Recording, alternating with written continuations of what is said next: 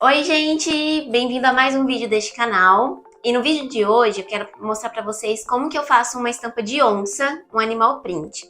Pra gente estar podendo aplicar ela nas nossas peças dos nossos croquis, como também acessórios, seja bolsa, sapato, enfim, uma infinidade de coisas pra gente poder aplicar ela. Vamos lá? Bora aprender comigo?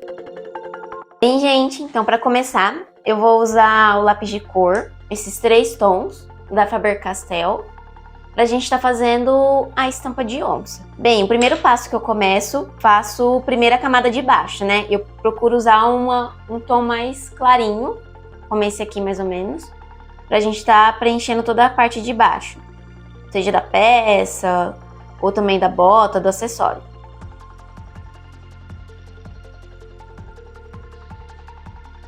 Agora o segundo passo, eu uso esse tom de marrom, um pouquinho mais escuro, não tão escuro como, deixa eu pegar aqui como esse aqui, eu tento usar um pouquinho mais claro do que esse aqui.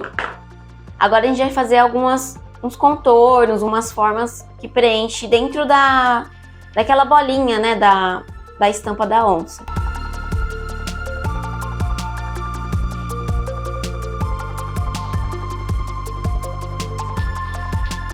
Bem, finalizado já a segunda parte, agora a gente vai para a terceira parte, que é fazer aquela contorno, né, dentro desses elementos aqui. Vocês percebem que eu não tô fazendo totalmente preenchido, né? São só algumas partes, eu não contorno tudo, não deixo tudo certinho, né, um traçado em volta, para dar bastante essa cara da pele de onça mesmo, dessa padronagem, né? E vocês podem ver que eu usei um tom de marrom bem escuro, para ficar bastante marcado, para destacar bastante esse traço, né, ao redor desses elementos.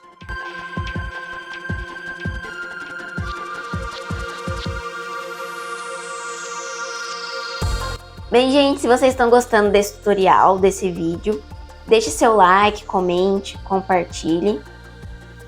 E também comente se vocês querem também que eu faça esses tipos de estampa com outros materiais, tanto na aquarela, usando outros tipos de técnicas, ou até mesmo aplicando no croquis, o que vocês acham.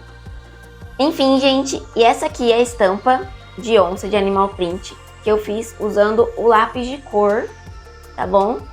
Espero que vocês tenham gostado e beijos e até a próxima!